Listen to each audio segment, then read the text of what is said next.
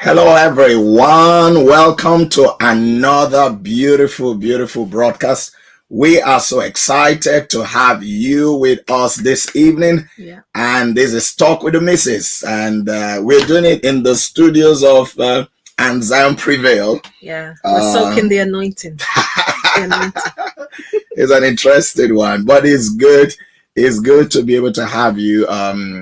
We wanted to make sure that we have this broadcast today. We couldn't get to the studios of the Talk with the Missus studios for this evening because we just have a whole lineup of things. I mean, we have a program meeting straight after the Talk with the Missus. So we're just trying to make sure that everything works. But we are glad that you're here. Please let us know where you're joining from. This evening we're broadcasting on our two YouTube channels. So we have the FMC TV YouTube channel, and we also have the Pastor Moses GCF YouTube channel.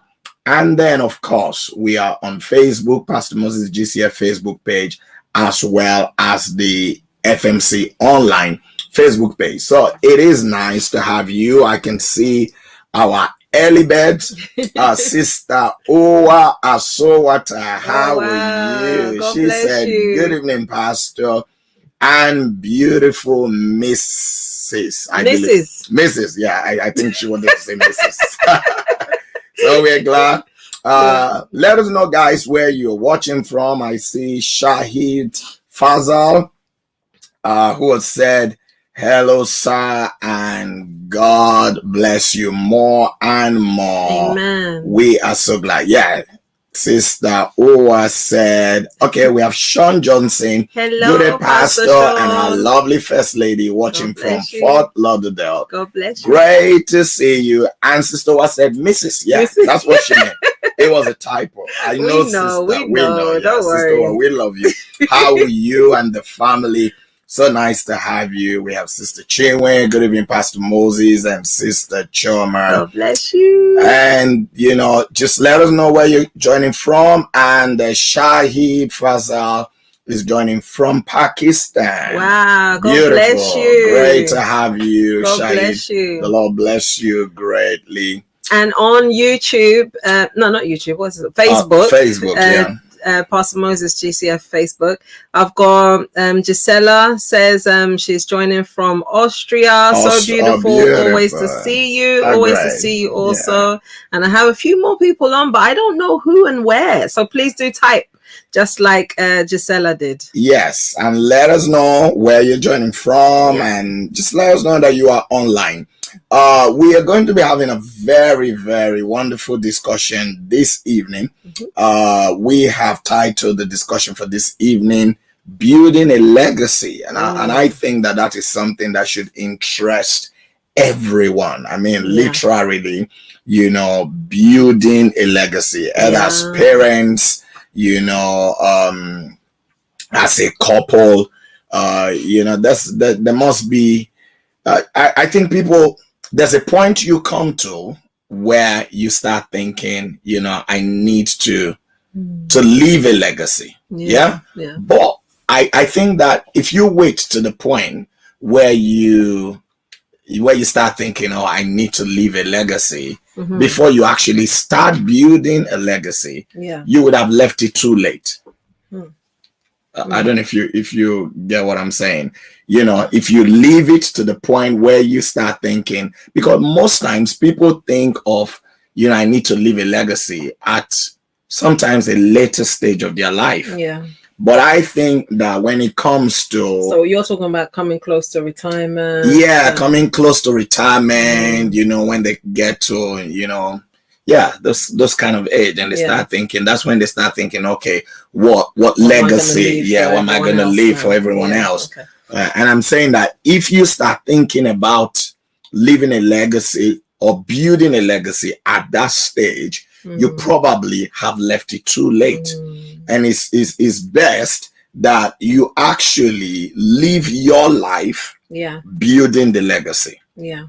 So, as early as you possibly can. So it's going to be a very interesting, educative, and of course, powerful discussion, which we would want you to participate in, because how we do it on Talk with the Missus, we like to hear from everyone. So this is a time I want to encourage you to share, but I think, hearing it from the beautiful voice, the sweet voice of the Missus, may just do the... May just make everyone just, oh yeah, exactly. You know what, let me pick up this phone and let me do it. So over to you, Mrs. Thank you, Mr. So just as the Mrs. said, today is going to be a really nice, wonderful discussion. It's one of those discussions that, sometimes you don't even think about it or have. Yeah. And it's something that we need to be conscious of. I think there was like 2 years ago or so, before Corona. So everything is like before Corona, after Corona. Anyway, before Corona, about 2 years ago, I was saying to somebody when I was, I believe, in the hairdresser, and I was like, I keep on thinking about legacy. Every time, every place I am around, I'm just thinking legacy. What am I leaving? What am I doing? Yeah. So please, this is such a powerful discussion that's about to take place, one that will benefit not just you, but your generations after you, and not just you, but people around you as well. So please do share the broadcast, because you just don't know how it's going to change the destiny of some people. Yeah. So please do share it, and you need to hear this. Put it on groups, put it on Facebook, on WhatsApp, and whatever, so that it can be shared and heard. I believe it will be a blessing. And as I'm still speaking, I would like to also welcome Femi David, who said hello, Marsa. Godson Jr., who said good evening, Pastor, and Sister Can you tell Choma. us some of them, where they are joining from? That'd be good. See, you're just kind of. Godson Jr. said Reading, UK. Oh, beautiful. That's good. You just went a little bit ahead there. Kelechi Nolly said, good to see you, sir and ma. And Happy Ahmed is smiling. God bless you. Thank you. And then we have Mami Ngozi Noram. She said, good evening, all. Sandra said, tuned in from Roehampton. You both look very smart, very important topic. Definitely sharing. Oh, yes. Great. That's wonderful. Thank you. Great. All right. So, we're going to get straight into it. First of all, I want to put a question to everybody. But those of you who are online, we like to just have the conversation with everyone. What is a legacy? What is a legacy? Tell us, what is your understanding of a legacy? What's legacy? And let's just have the conversation. When you hear the word legacy, what do you think? What is legacy? In your own words, and your own understanding of the word legacy. Okay, when I think legacy, sorry, I'm just smiling big time because Sister Karen Newland said, Mama looking hot. So thank you. Well, the summer is here, so we should... Well, yeah, all right. Not that kind of hot, but... No, I'm not talking about the heat. When we are in the winter, we're all kind of, layers upon layers. Yeah, no matter what you wear, you kind of... And the cold has a way of squeezing people's faces as well. And sometimes, when you want to smile, you are fighting against the cold to be able to smile. And the wind. Yeah. The wind that feels like it's taking part of your face. There's an opposition. You have to overcome that mountain to smile. Yeah. But during the summer, you just smile. Yeah, you just smile because there's nothing fighting against your smile. So that's good. All right, good recovery there. Good, awesome. Yeah. All right. So when I think legacy, I think of something that lives beyond you. Okay. Something that is with or without you, you're still speaking through it. All right. Okay. I feel most times I was going to say it's a tangible thing, but even at that, sometimes even a good name is a legacy. Yeah. And that's a good name is definitely a legacy. And that's not leaving something tangible. It is. Well, it's goodwill. It's like it's goodwill. There are places you will go to, and there are places your children will go to. And doors will open for them because of the good name that you left. Yeah. So yes, a good name is a legacy. And like you said, something that lives beyond you. Yeah. Sister Wab said, what will people think or say about you after you left this world? Yeah. So what people would say, what people would think, and what people will say about you after you have left this world is your legacy, is a legacy that you've left. We'll take that. So, let's get more, guys, tell us what legacy is for you. Kelechi Nolly said, it is what will speak for you when your voice is gone. So it's basically your voice is still speaking even though you're not there. You're not there. So what will speak for you when your voice, your physical voice, I mean, your voice may be the loudest right now in the room, but when your voice is gone, that's when you are no longer in the room. Would you still be present when you are no longer physically, even though you're not present? When you are no longer physically in the room, will you still be present? Not just in the room, but in the hearts of the people. And if you will be present, what picture, what image will be representing you to the people? So I think that, I agree with that 100%. I think that that's a great definition of legacy. I mean, I think it's interesting that, a lot of the answers we've gotten to that is speaking to, it's not talking about property. It's not talking about money. It's not talking about cars. No assets, tangible assets. It's not talking about assets. But we know that those are legacies as well. But I think that if we get these other bits right, then in some way it will impact on all of those on the asset aspect of legacy.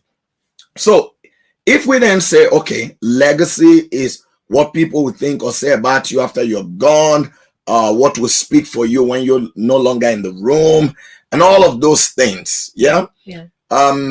Now, as it means that, will I be right to say that every parent, therefore, actually leaves a legacy for their children, consciously or unconsciously? Yes. Whether I would agree with that. Whether they've consciously built it or it has just happened by chance, every parent, going by the definitions of legacy that we have given, every parent leaves a legacy for their children. And I would go further to say that sometimes the legacy that we leave is not only left after we are dead, because you can leave a legacy to somebody, in an environment. I mean, like some people, you've worked in a country, you are relocating to another country, you leave a legacy there, but you're still alive. So we leave legacies to our children, to our wards, before they leave our house, maybe before they go to uni, or before they go and make their own home. So would it then be right to say that really every day that you are living on the face of the earth, you are actually building a legacy? Whether you know it or not, and whether the legacy you are building is an awkward one, because, for example, let's say, because this is Talk with the Missus and we look at marital matters, aspects. Let's say that a man, which you should not do, but it happens. Let's say that a man slaps his wife, or a woman, because, when we talk about slap, we always think man that hit. Some women hit their husband. Let's say a woman hits the husband. We've heard of women who have poured bowl of soup on their husband's head, and all of that. So let's say a woman does that, and you have children in the house, You are building a legacy. Yeah. But it's a legacy that you will not like. Yeah. So every day that I live on the face of the earth, yeah, I am actually building a legacy. And I can choose to be intentional with the legacies that I build, yeah, or just leave it to chance and live carelessly, but still I am creating a legacy. Would you agree to that? No, definitely I would agree to that, because indirectly or directly, yeah, we're all going to be remembered for something. Yeah. And legacy really is what you're remembered for. Yeah. So if, let's say, you've gone to work and the children's hear the key start turning in the door, or they hear your car or see your car coming in and pulling in or something, what's going through their mind? Oh my God, Daddy's back. Oh, we've got to do this, or we've got to move this, or we've got to do that. Or it's going, oh my God, Daddy's back. Hey, Daddy. So that kind of in itself tells you that, oh, what is it that I've left or deposited in the heart of this, my child, or whoever it is, that they're excited to see me, or that they are a little bit on the edge to see me, or anxious, or, trying to do cover up of all kinds of sorts, or tidy up, or whatever. What is it that I'm doing? What am I depositing out to my atmosphere that is making these people react or respond to my presence like this?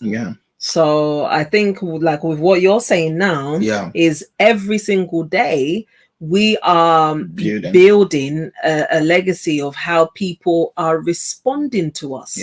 So sometimes it's not that, oh, they don't like me, or maybe, they're the problem. Okay, maybe I need to look inwardly and see, okay, what about me can I change so that I can get the response that I need from them? That's what, like, all that you said now is what that's making me think. I think I definitely so, because, for example, our children or the next generation would only replicate what they've learned from us. Unless they're very conscious to do something else. Unless they're very conscious to do something else, or they're exposed to something else. They by divine intervention maybe are exposed to something else that is better, something that is more honorable. In most cases, you will find that, for example, your daughter's reaction to men will be built based on what she saw in you in terms of your own reaction and response to men. And not just with mothers, also sometimes your daughter's reaction to men will be built by the man that she saw in the home that she was growing up in.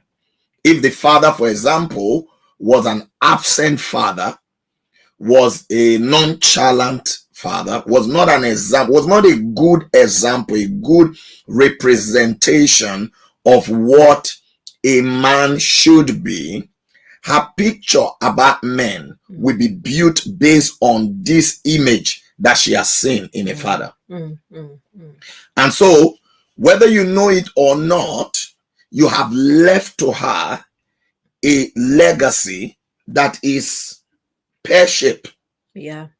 That's pear-shaped.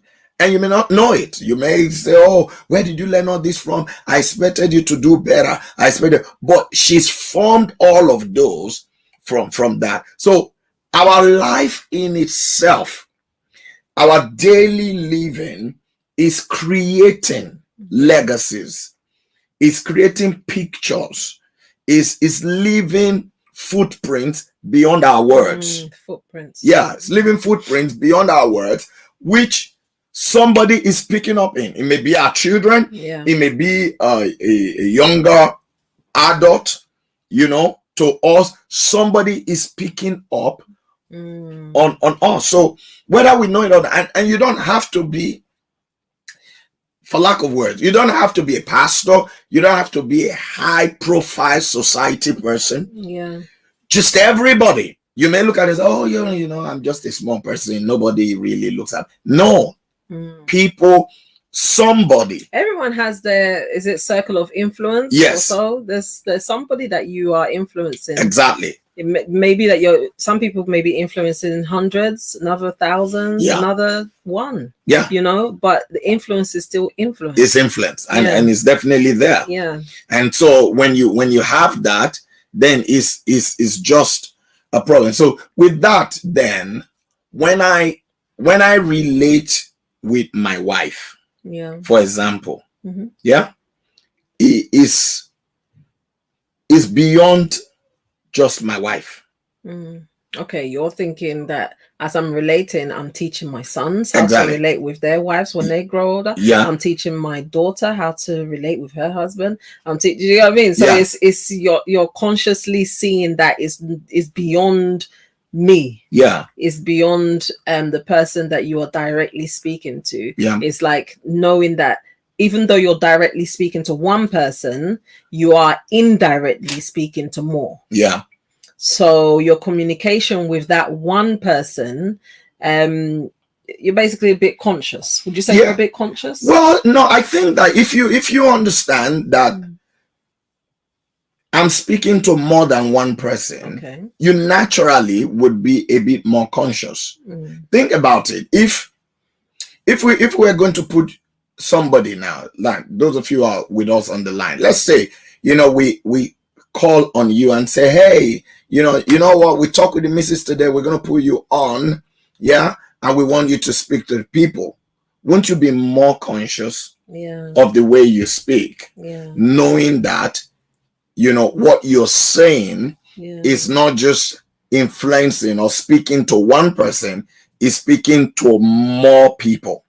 You will naturally be more conscious of what you say. Even if, let's put it this way, even if whilst you are online, because you know sometimes you have trolls that come online. Let's say if a troll comes online, and you know, say something negative about you, or just curses you and throw a swear word at you, because you are conscious that you are speaking to more people, even if you have the hot blood and you are somebody who usually fire back, you will control yourself because you know you are not talking just to one person. It's true. It's true. So I think that if I live my life knowing that my dealings with my wife is not just speaking to my wife, is speaking to a number of people, is speaking to my children, is speaking to, you know, all others who may be looking at me, then I will be a bit more conscious. I'll be a bit more conscious of what I do, the step that I take, the actions that I take. You know, I've heard of couples where, you know, they're having a shouting match, and you have children there, 5 years old. You know, I mean, they shouldn't have a shouting match, whether there's anybody there or not. But it's worse when you have children there who are listening to this whole, you know, fighting, shouting backwards and forwards.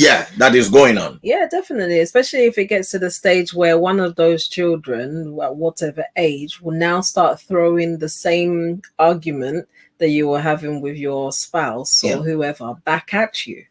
You know, oh, you don't do this, oh, you don't do that, because they've heard it come from mommy or heard it come from daddy. You know, and it tarnishes their impression that they have on whoever that person is. So I think it's a lack of understanding, and then maybe even going further, a lack of wisdom in allowing you know, such communications or behaviors to to spiral out of control. Yeah. And being conscious of the fact that, you know, you have to live beyond.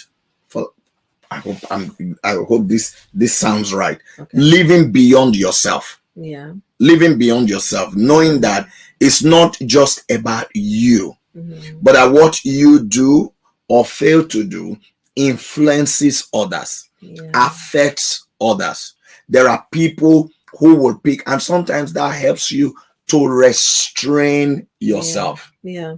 To restrain yourself, to pull back on certain steps that you would have taken, certain reactions that you would have made. You know, it helps you to pull back and say, okay, you know what? I need to just be in charge of myself. I know that I've been offended. I know that this has happened. I know that the way this person is spoken to me, but if I respond how I want to respond, what I will be leaving behind will not be healthy. What I'll be leaving behind will be it's a bomb that you cannot take back. Yeah, it will be counterproductive. Yeah. And do I really want to do that? Is that what I feel that, okay, yeah, this is what I want to do? I don't think that anyone wants to do that. So it helps you then to know, to do the right thing. I mean, Ngozi Noram has said, everyone leaves a legacy, either negative or positive. Yeah.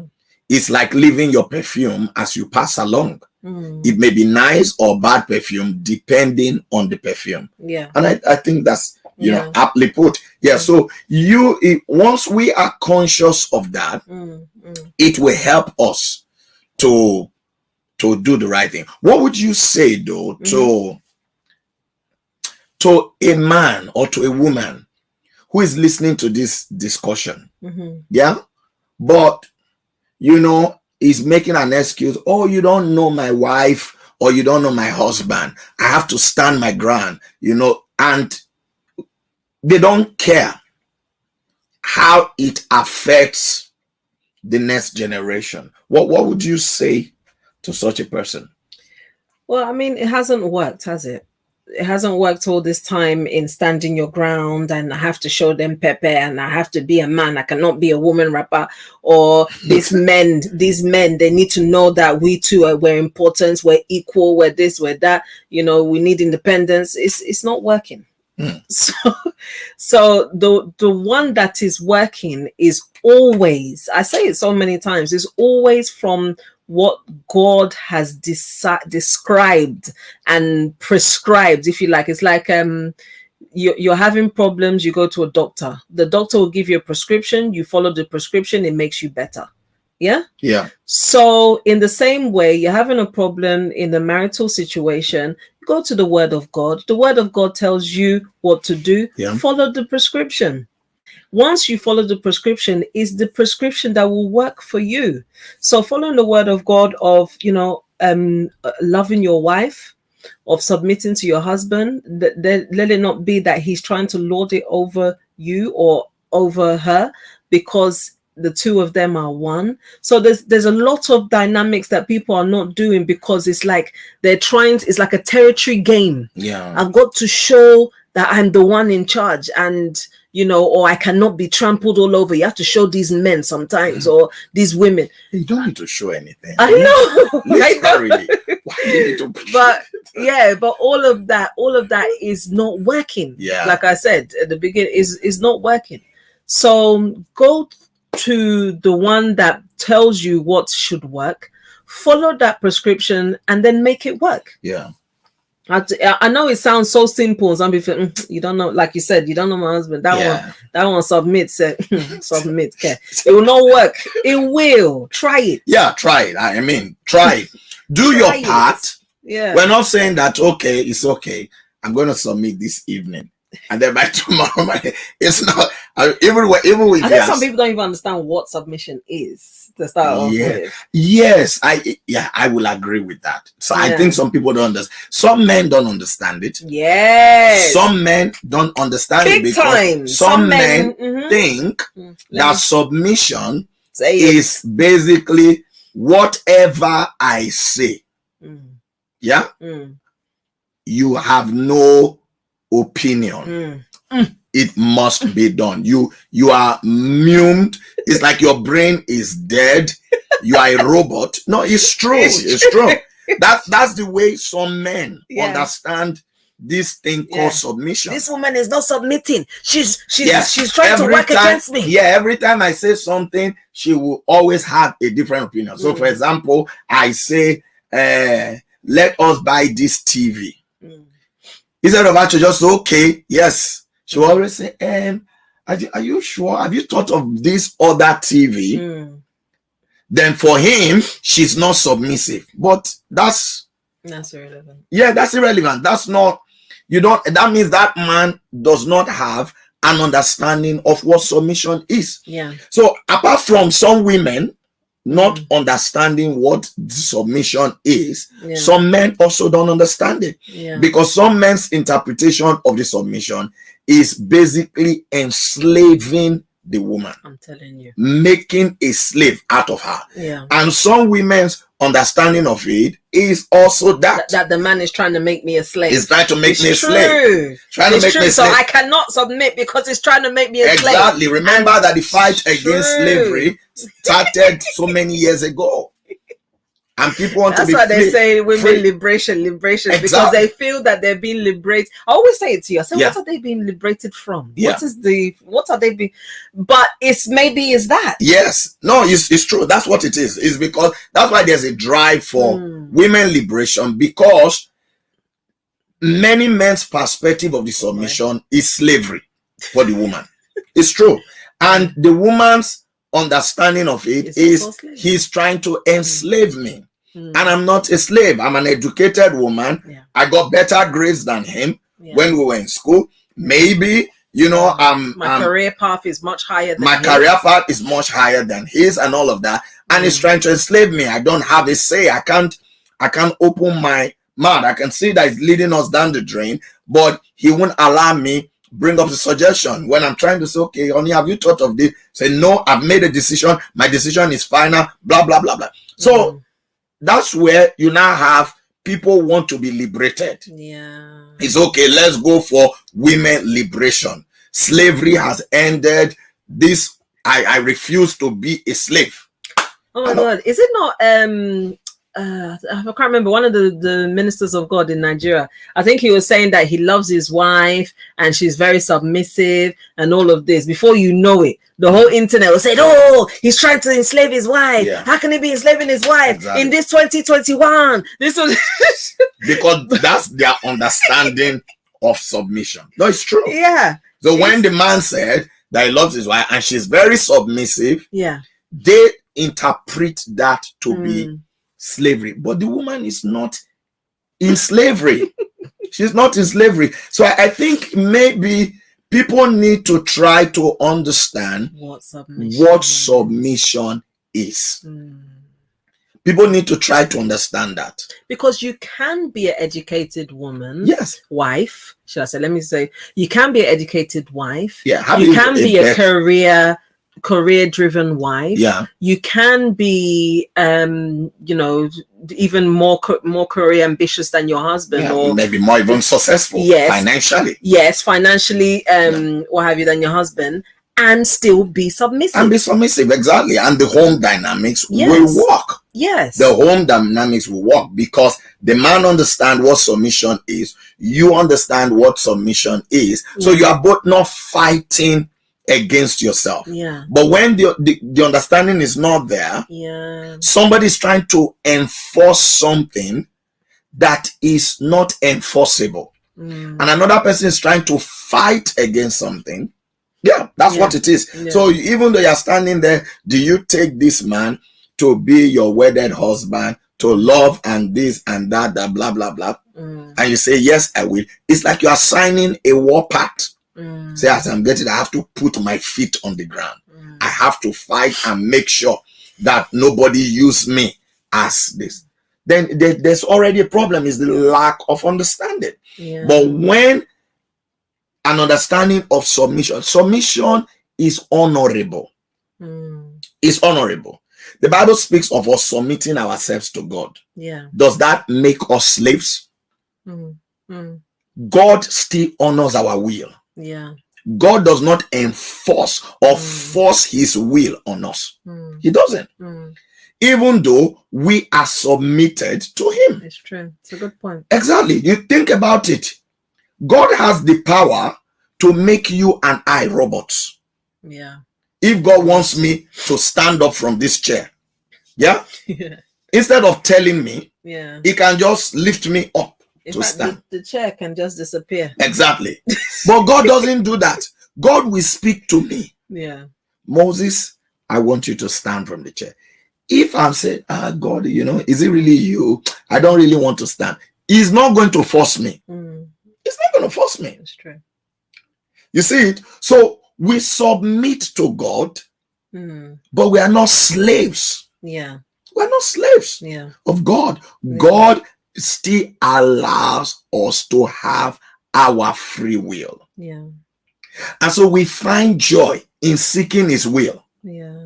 We find joy in saying, oh God, your will is the best for me. I really want to know.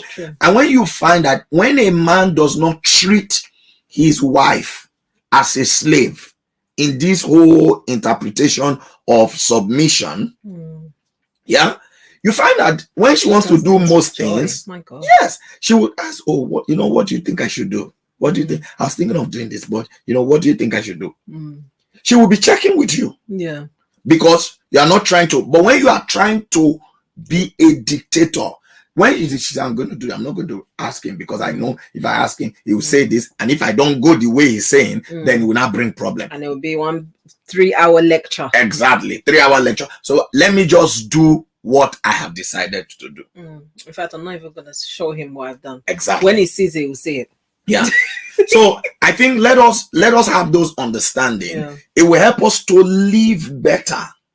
And living better, we create, think about it. I mean, people have messed up marriages so much that there's a growing population that don't want to marry. Yes. Have you noticed that? Of course. There is a growing population. They want to cohabit. Yeah. They want to cohabit. They want the benefits without the formality. Yeah. Yeah. And when you say to them, oh, but you should get married. Both of you are moving in together and all of that. You've got like 3 children. Yeah, you've got like children. So no. Don't want to get married. Marriage. I don't want the problem that comes with marriage. We are okay like this. We are okay like this. You're right, because you're reminding me now, even with that example that you gave now, of somebody that we met recently. I think he's 80. Yeah. And he said that he spoke to you about his first marriage. Yeah. To a woman that just was a disaster for him. Total disaster. So he now had to leave her, left her with so many things because he was fed up and just had to start afresh, basically, because she was a very big problem. So he now started afresh with another woman, but he had 2 children with her, 2 sons with the first one, I think. Yeah, 2 sons with the first one. And now the sons are in their 40s, and because my husband was asking, okay, but do you have grandchildren and stuff? It's like, no. It's like, what? He said, no, my sons, they don't want to get married. They don't want to have children. They just don't want any of that, because what this woman done to me, and what they saw in marriage, they decided. And that's the legacy we're talking about. Yeah, that's the legacy they've left. They said they're not going to marry. Yeah. So this 80-year-old man don't have grandchildren. Because the sons don't want to marry because of what they saw in marriage, which is the legacy that was left for them. Yeah. Because of the first wife, who was their mother. Yeah.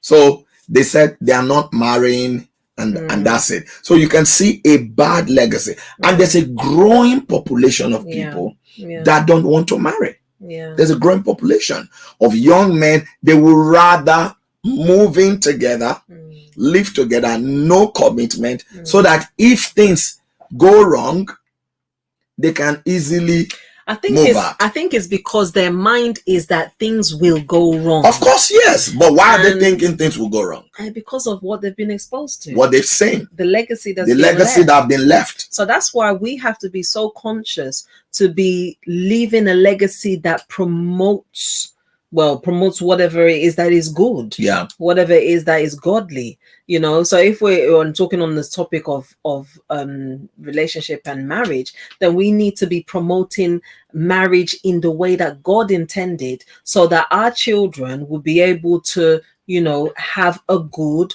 and loving and respectable and honorable marriage. Yeah. So that when it's their turn, they're looking forward to marriage and not thinking, no, marriage is not for me. It's not for me. It's not for everybody. It's not for everybody. That's what you'll now be hearing. Yeah. And you don't know that comment. I'd rather not. That comment is weighty. Yeah. So when you're asking, oh, what's happening? All your friends are getting married. You're not getting married. What's happening? Oh, you know, marriage is not for everybody. You don't really truly understand the weight of that comment. Yeah. And it's only until you sit down with them to now try to understand, you know, that thing you said the other day. What is it? What do you really mean? Look, I was in, my parents were married. The marriage was hell. You know, they lived together. We're not trying to say now, okay, they should have now separated. We're saying that they should have just had a better marriage. Yeah. They should have just lived in a way that's leaving a positive remembrance, influence that makes the children want to marry, look forward to when they themselves will be getting married. Literally. So, you know, I think that we should be mindful, both as married couples, we should be mindful even as people, even in our places of work. You know, just knowing that you are leaving a legacy. What will people say of you? What will your presence, no matter how short or how long, what will it inspire others to want to do? Will people want to walk the path that you have walked because you walked it?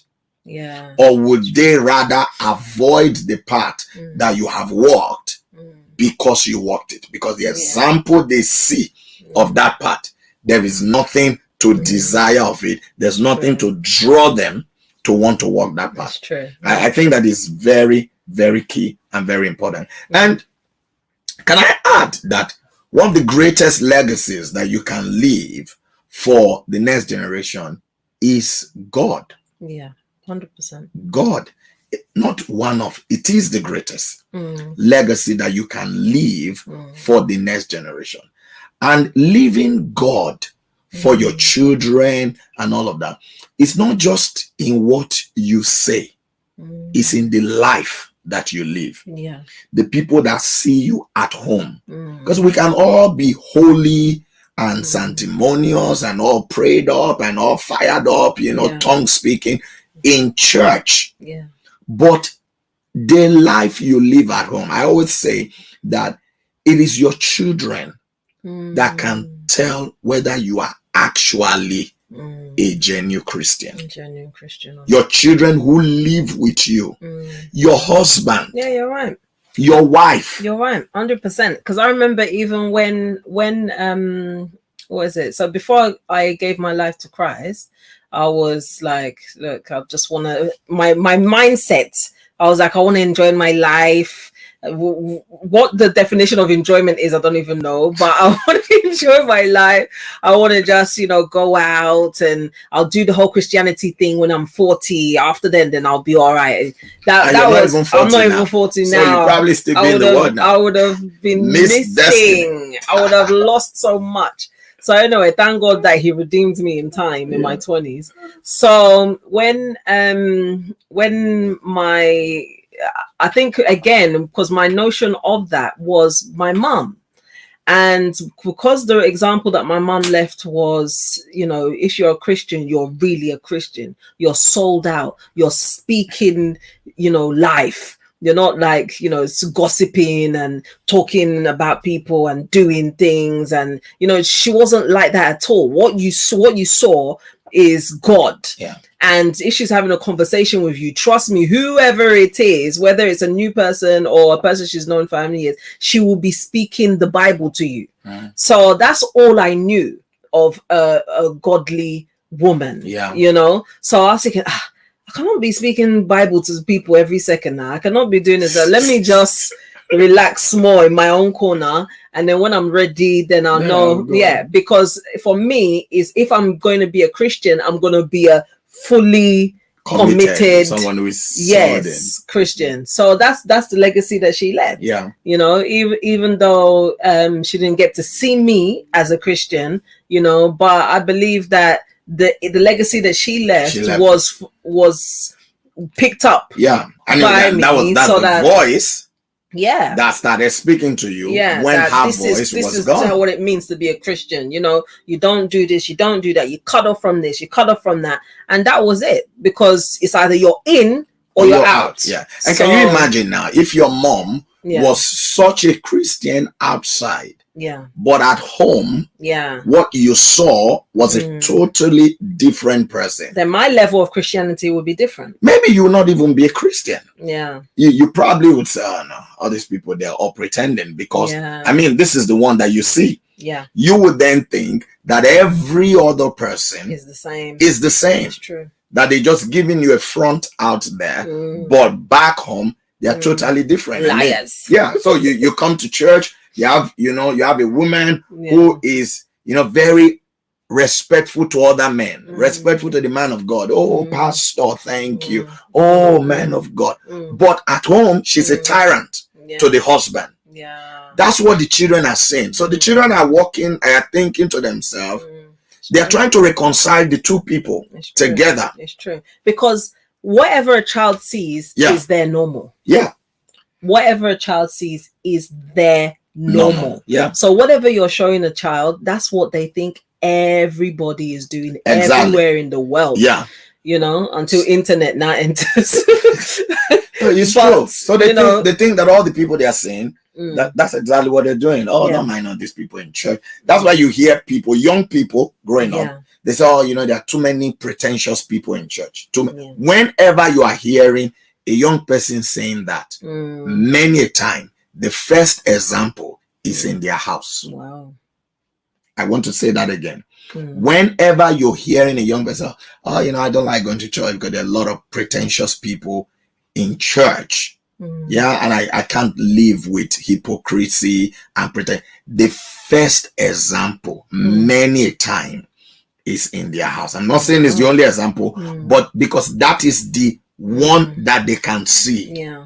They see the life that the people in their house live outside before other people, and the life that they live at home. And to them, they can't reconcile both. So that is the first example. Yeah. So we have to be mindful as men, as women, as young boys and young girls, to be the right example. What you are outside, be that inside, live the right legacy. But I think we can't, end without also mentioning the legacy of asset. Yeah.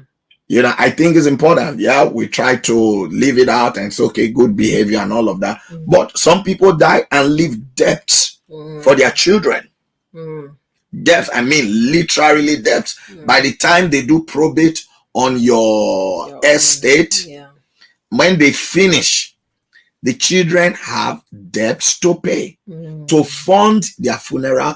It's a big problem because they've not left anything behind.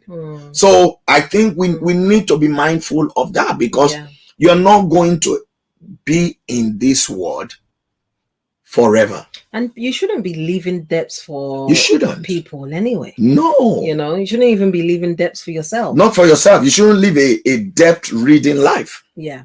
That's basically what it is. That's what causes all of that. But some people are very comfortable with debts. Very comfortable with debt. I mean, they borrow money from you. They tell you they will pay you next week. 1 year, you are still waiting for that money. Yeah, you ask, and to the point that you now feel uncomfortable to ask again. To ask them, and then they behave as if it's all forgotten. And so when you are now asking them, it looks like you are troubling them.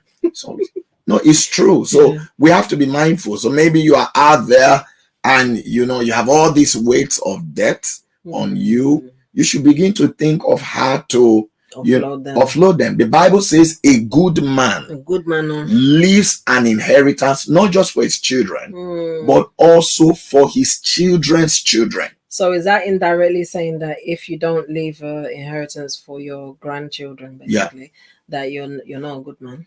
Well, it could be. It could pass for that because it's the word of God. He said a good man. Yeah. So if God expects you, it's God's quantifying. God's way of marking who is a good man. So I think that we should also think of that. Yes, leave some people. Oh my God, think of what legacy do I want to leave? Yeah, leave the legacy of prayer.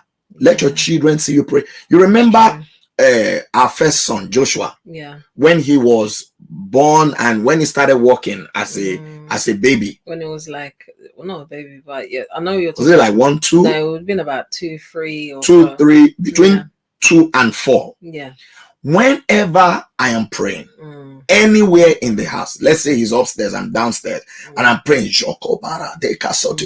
once he hears that sound, wherever he is, he will run. It does not matter what. He could be watching a children's program. Yeah, he could be watching cartoons. He could be watching cartoon. Once he hear that voice of prayer, he will run there. Others that will turn the volume up, like, this prayer, this disturbing. No, he will run there and stand there and praying. He himself will also start. Yeah. It does not matter. I could be upstairs, he's downstairs. It could be in the other room. Once he hears the sound of the prayer, it's true. That's when I started calling him. He has the spirit of Jehu. Yes. My wife will answer. This one has the spirit of Jehu. Once he hears me praying, he will drop everything. It does not matter what. It could be eating. It's true. Whatever it is, he will drop it. Run to where I am and join in the prayer. That's, you are imparting. So as you're praying, you're singing the music you play in the house. Play the right music. Don't play all those music that corrupt the spirit. Put worship. Before you know it, the children will be singing along. You are leaving a legacy of, you are cultivating their spirit by the kind of songs you are allowing in the environment. House, yes, it's very important. You are cultivating their spirit. It's very important. And so they will learn the songs, they will sing along. And I mean, it's very important because music is very powerful in itself. I mean, the devil himself was the head of the choir in heaven before he got to his head, and he now wanted everyone to worship him and got sent out of heaven. So music is very powerful and it's still being used today, both negatively or positively. So how we now allow ourselves to use that music or be influenced by music is really even our choice. And if we're allowing our children to or whoever or we're even playing music that is, the lyrics are very controversial, the beats, and you don't know, sometimes a lot of this music, they even do advertisements that have subliminal messages. You don't know what is really behind the spirit behind all those music, and you're just playing it happily. Then by the time your children now come to, let's say, church or what have you on a Sunday, and it's time for praise and worship, they're standing there, and you're wondering why they're standing there like that. But it's because the music that they have been listening to more, because we're talking of a few hours in church or a few minutes for the praise and worship. The music that they listen to more outside of that praise and worship time has entered them, and it's like soak their spirit, and it's telling them this kind of music is not the one for you. It's the other type, that you should be listening to. So it's very important for us to be conscious of that, even in the sense of legacy. Very important. So there are many things we can leave as legacy, and you should begin to think of that. And if you think of that daily, then you will live your life as an example. The key thing is living your life as the example that you should live it for others who are looking up to you, coming behind you, to be able to follow suit. Final words as we wrap up this evening. Final words. You guys have been amazing. I wish I had more comments, but I'm guessing you guys were enjoying soaking in the discussions. The discussions. let's. Well, if you're soaking it in, you should let us know. Give us a thumbs up or something. Yeah, or especially like Facebook, you can do all the hearts and the likes and all those stuff. Yeah, so we know that. Yeah, we know you guys are still there, and it's what you're liking, what you're hearing. But I'm kind of looking to see. Okay, thank you. Yeah, I can see it now. So, but I think it's very important. What we leave. Any actions that every action has a reaction. Yeah. And whether you know it or not, people are watching. Yeah. Whether it's your spouse, whether it's your children, whether it's your work colleague, whether it's your neighbor, whoever, they are all watching. I think that when I was getting ready to become a pastor's wife, there was a book that I read. She Doesn't Even Play the Piano was the title of the book. And part of it said that, pastors' wives, the job is a bit tough, but if they always know that they're kind of indirectly always going to live in a fish bowl, which is see-through, everybody's seeing all their movements, all the things they're doing, it will help them to be conscious, to live a life that is honorable. So in the same way, let us always be conscious that whatever we do, whatever we say, or however we react, it leaves something behind. So let us do it positively, so it will leave something positive behind. All right, people, you have heard it all, and we're trusting that you would be living your life daily with the consciousness of leaving behind a legacy. This is where we're going to be bringing it to a close today. Thank you for joining this edition of Talk with the Missus. We want to encourage you to subscribe to our YouTube channel. We have the FMC TV and the Pastor Moses GCF YouTube channel. Click right now and subscribe. Share the broadcast. I know we're finishing now, but you can still share it to others to watch it. There's something that will bless somebody. Give a thumbs up, to the YouTube broadcast. Give a thumbs up to it. God bless you, and thank you once again for joining us. We'll be back again in another fortnight, 2 weeks time, for another edition of the Talk with the Missus. Join us tomorrow, 6 a.m. for the Zion Prevail. We'll be praying for a July pleasant surprises, but also in addition, the continuation of the prayer for those God is giving the fruit of the womb. Amen. And today's session was powerful. You don't want to miss tomorrow. Amen. And encourage others to join in 6 a.m. God bless you. Love you. And this is where we say bye.